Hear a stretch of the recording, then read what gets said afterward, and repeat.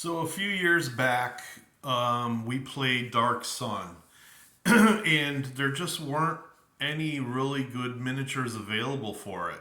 So I had to take pen and cardstock, and I would make some of the creatures that were in the game that were most often used, found, purchased in towns, and found in the deserts, what have you.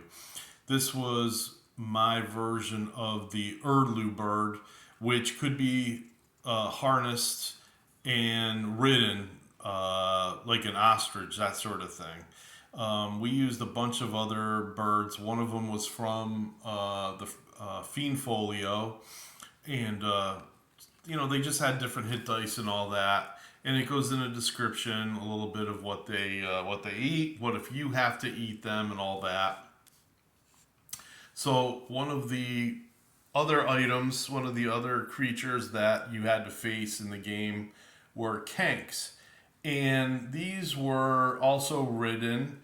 They were popular. They were bugs. You would basically give them these creatures, the birds you needed to feed just about every day, but they could scavenge. The bugs you needed to feed maybe every third or fourth day. You could give them like a glob of royal jelly if you happen to have one after, say, killing a queen and a nest. Let me just turn this around. Oops, that's the next one. You're not supposed to see that yet. But yeah, so these were kind of like ants, maybe a little bit different. There were two different kinds, three really if you count the cow, the queen. You wanted the docile ones; those were the easiest ones to uh, domesticate. The other ones had stingers, which were poisonous, which were like warriors. I think those had an extra hit dice or two. Again, this is Dark Sun, the cruel world of Athos. And again, you just would put the miniature on top of this. That player would be riding it, and then you have the Inix. They were a lizard type creature, not really docile. If you made a mistake feeding it or whatever, turn your back on it, they would bite you, and they could bite a hand off, and whatever if you were not careful. So there were some humorous moments there with some NPCs and all that. It's like, oh, so and so just got their hand bit off, and the cleric would come over and be like, well, guess you're gonna have a nub, that sort of thing. Um, these also were really good for pulling wagons. And you needed, I think the reason I had put a grouping of these Erdlu like this, I've got singles in this bag here and some other things. But mainly, if you had a grouping like this, that means that they were often used in conjunction with pulling just small wagons. The Erdlus were apparently, they weren't that strong, but the Inix could go day and night pulling wagons, and then they would just drop down, and you could poke them as much as you wanted to. They wouldn't get up until they got their required amount of rest. So as far as the wagons go, I made some simple wagons all the way to some elaborate, large type caravan wagons.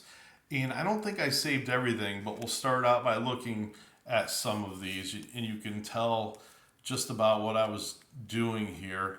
You just put the miniatures on top if they were riding on the wagons. Sorry for the glare. This is just a simple wagon with maybe a tarp type of covering, whether animal skin or whatever. And you just have a couple things on top there. Um, the wagon would be made out of wood. There could be stone wheels. And you put the miniature there. Say who's in charge of commanding the vehicle. Who's the driver, that sort of thing. And then, of course, I came up with some more elaborate stuff over time. This one would be more of an armored type of wagon where you'd have one or two people sitting in it. It's wider.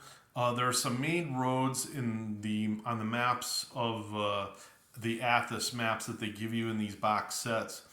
And what you would do, the characters would do is, they might attack a caravan or they might be protecting caravans. It's a very common job for adventurers to do simply because caravans just go back and forth from all these cities which need each other to survive, whether they'll admit it or not.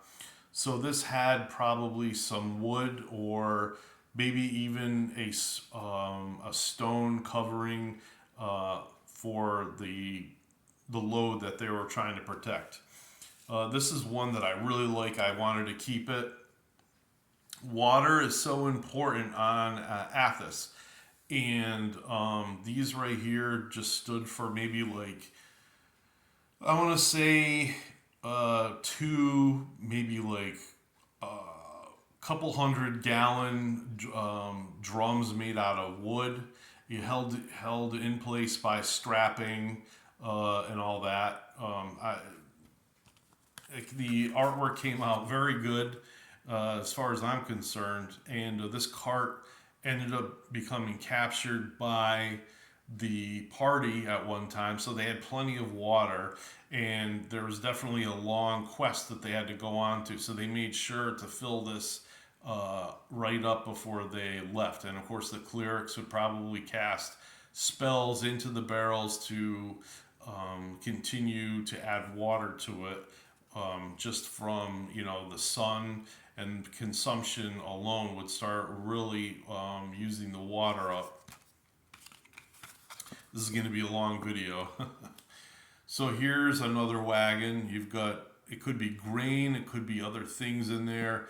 I put some little critter on top of that one. Maybe it's a rat or something. This one here is just a basic wagon made out of wood, no armoring or anything like that. I had some really elaborate ones. I don't see those here. One of the biggest creatures in the game was called a Melicot. And these creatures were very dangerous. I know it's a little goofy looking, but again, miniatures not available. No one's really making it miniatures for Dark Sun. I think there was like a couple things on Etsy. Whether they send you the 3D printer image and you have to make them yourself, or I was like, I'm not gonna do that. So this is a Melicot, and it's just a huge lizard, almost like a prehistoric type creature. You see a couple like arrows sticking out of them, like no problem. And again, they're huge, have a lot of hit points. Probably for first and second edition, something like 70s and 80s is a lot of hit points, and that's probably what these creatures had. And I kind of, I kind of gave them a look like, again, if the other things were dangerous, these were even worse. They could step on you, crush you. You treat them bad, and you're going to pay the price for it.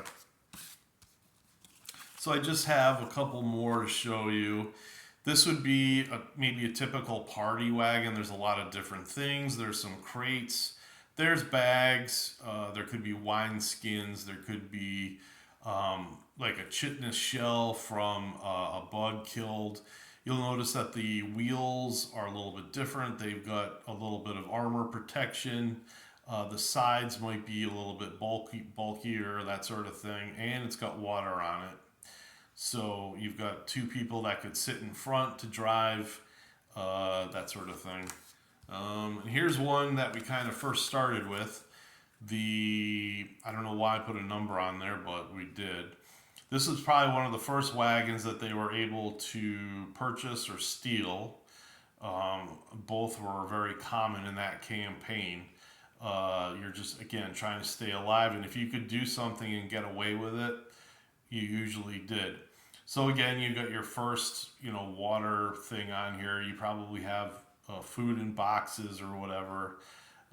They had a giant in the party. At this point, they did not have any creatures to help them.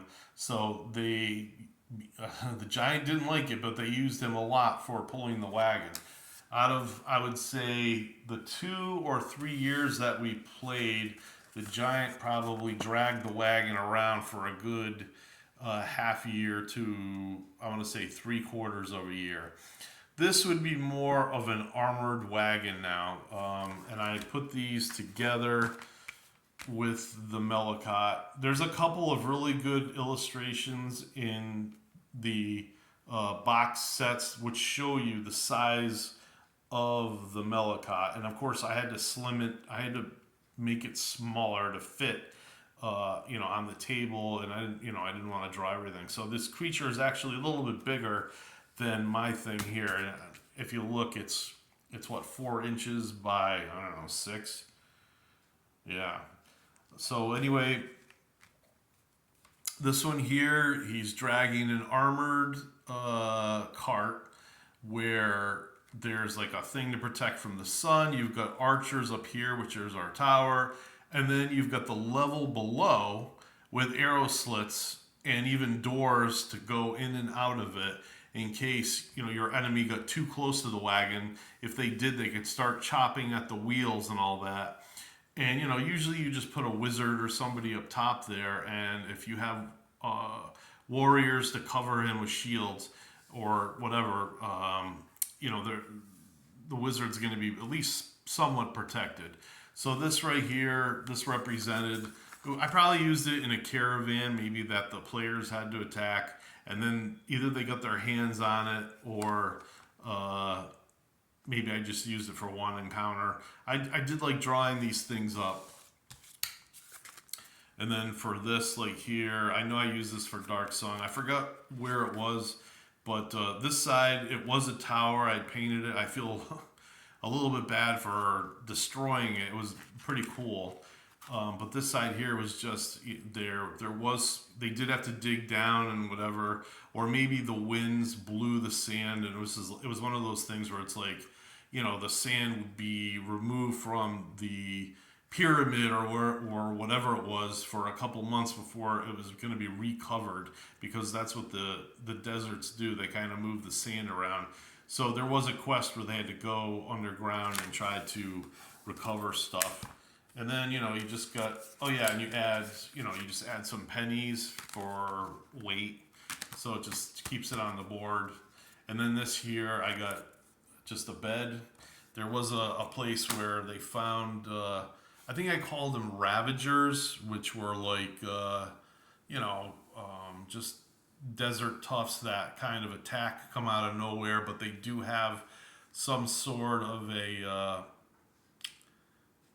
base that they strike out of from, and once the players were strong enough, they went to one of these places to try to kill all the bandits or ravagers or whatever you want to call them there inside and take their treasure, because that's exactly what they were doing. I wouldn't exactly say the party was good. They actually called themselves. That was the first time I heard the term murder hobos. But again, you're doing things that you wouldn't normally want to do just to survive in Dark Sun. That's how the campaign is. There's a chapter that even talks about willpower checks in case your food and water runs out, and what you might do to your allies. Steal food and water from them, kill them, whatever. Thirst and everything will drive you mad, so you'll want to turn on your friends to get food and water. So these are the coin. This is also in that bag. These are the coin values on Athos. This is what I had out. 100 copper. No, excuse me, ceramic pieces. In Athos, someone actually makes ceramic coins. So you could break these coins into other pieces, which would be less of a ceramic coin, that sort of thing. But you have 100 ceramic coins equal 10 silver coins equal to electrum coins equal 1 gold piece. Gold was very hard to come by. And when the players found it, they'd be all excited and happy because I hardly ever talked about it. And then there was the virtually impossible to find platinum piece, which was worth 5 gold, similar to original Advanced Dungeons and Dragons. And yeah, you had 10 ceramic bits. You could break the coin into bits. And if you had enough of those, 10 would equal one ceramic coin. So that was that. It was a lot of fun. I wish we could go back and play that campaign again. I am enjoying Greyhawk, but it is a little bit of like, been there, done that before. I hope you enjoyed the video of some of the carts and creatures and everything. It'd be great if they had, miniatures. What I'm having trouble finding is miniatures, of course, for this game. We'd probably play it again if I could find some. I just want to say too that we played Oriental Adventures, and Oriental Adventures there really wasn't miniatures available for that. I think there's a few war games coming out now that have 25 millimeter samurai and ninja in it, but you know, I don't know what we're gonna do in the future. We're enjoying the Great Kingdom in Greyhawk right now. All right, everybody, have a good night.